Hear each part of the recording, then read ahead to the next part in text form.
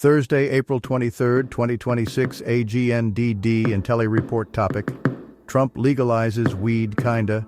Please pardon any visual and informational inaccuracies in this partially AI-generated article-based video. Trump reclassifies state-licensed medical marijuana as less dangerous drug. PBS News, April 23, 2026, 10:24 a.m. EDT. Washington, AP.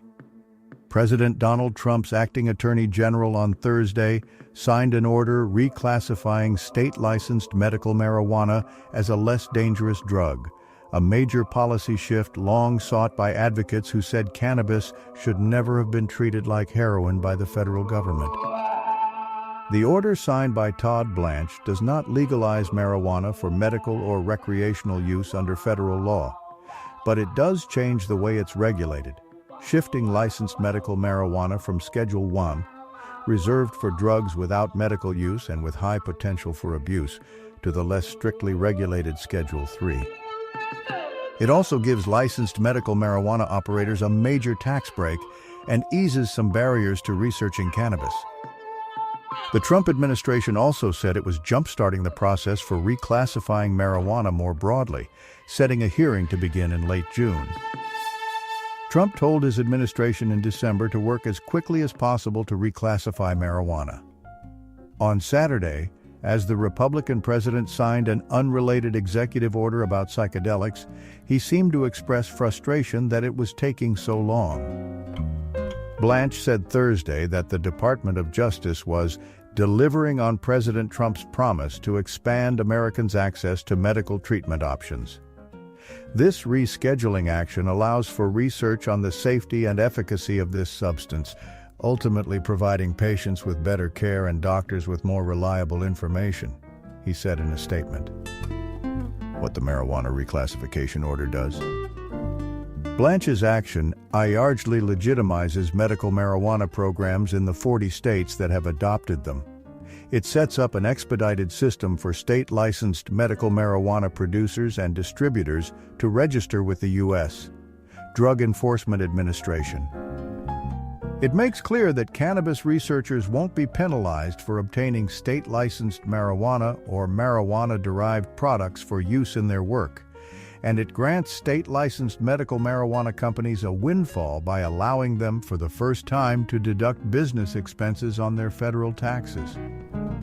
Any marijuana-derived medicine approved by the Food and Drug Administration is similarly listed in Schedule III, it said. The order represents a major policy shift for the U.S. government, which has continued its long-standing marijuana prohibition, dating to the Marijuana Tax Act of 1937, even as nearly all the states have approved cannabis use in some form. 24 states plus Washington, D.C. have authorized adult recreational use of marijuana, 40 have medical marijuana systems, and 8 others allow low-THC cannabis or CBD oil for medical use. Only Idaho and Kansas ban marijuana outright. The regulation of medical marijuana has come a long way since California became the first state to adopt it in 1996, Blanche wrote. Today, the vast majority of states maintain comprehensive licensing frameworks governing cultivation, processing, distribution, and dispensing of marijuana for medical purposes, Blanche wrote.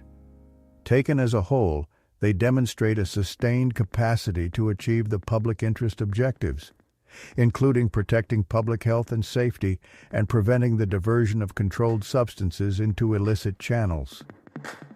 The president of the American Trade Association for Cannabis and Hemp, Michael Bronstein, called it the most significant federal advancement in cannabis policy in over 50 years.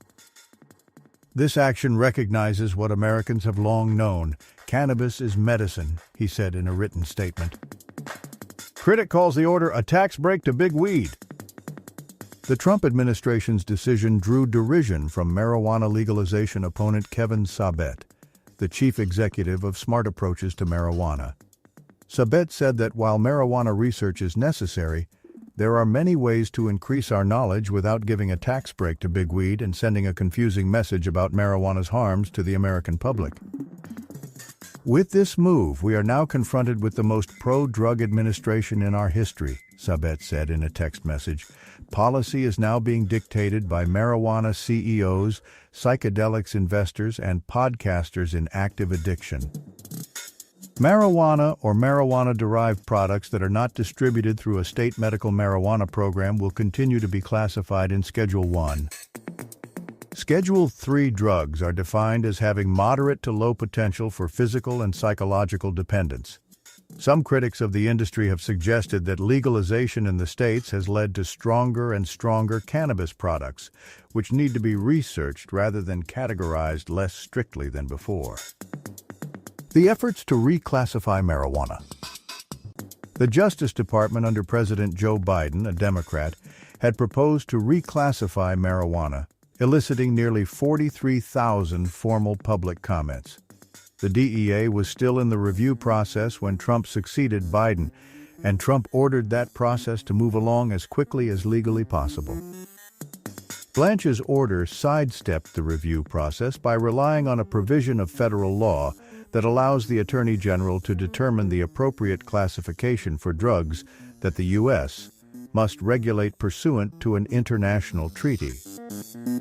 It was unclear how the order might affect operations in states where licensed recreational marijuana shops also sell to medical patients.